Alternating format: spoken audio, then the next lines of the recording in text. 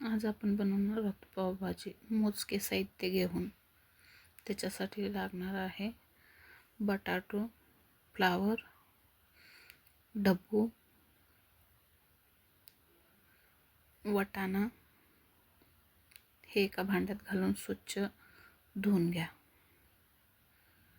त्याच्यानंतर कुकरमध्ये घालून घ्या. एक टोमॅटो घालून घ्या व एक ग्लास पाणी, थोडंसं मीठ हे घालून कुकरच्या 4 शिट्ट्या करून घ्या.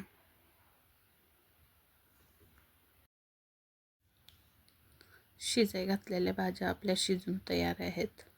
मॅशरनं त्याला बारीक करून घ्या. आणखीन थोडं पाणी घाला व मॅश करून घ्या. परत मॅश करून झाल्यास फोडणी घालून घ्या. त्याच्यासाठी एका कढईमध्ये तेल घालून घ्या. जिरे, कांदा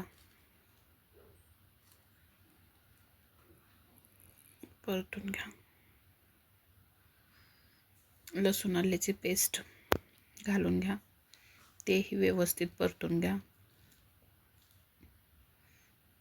टोमॅटो तेही व्यवस्थित परतून घ्या. कस्तुरी मेथी थोडीशी, चवीनुसार मीठ, हळद, लाल तिखट घालून हे सगळं व्यवस्थित मिक्स करून घ्या व पावभाजीचा मसाला घालून घ्या 1 चमचा. ज्या भाज्या आपण मॅश करून ठेवल्यात त्याच्यामध्ये घालून घ्या व व्यवस्थित मिक्स करून घ्या व कुकरमध्ये थोडं पाणी घालून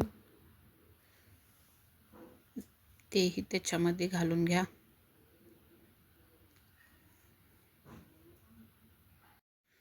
व्यवस्थित सगळं मिक्स करून घ्या.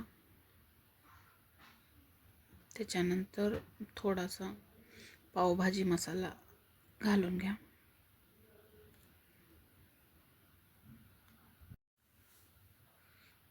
तेही व्यवस्थित मिक्स करून घ्या.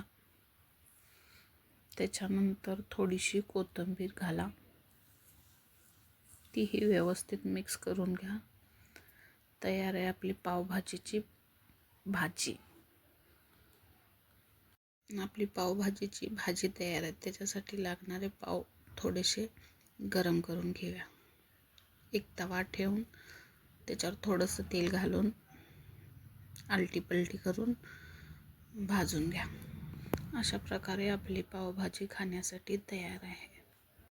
कमी भाज्यात टेस्टी पावभाजी नक्की एकदा करून बघा.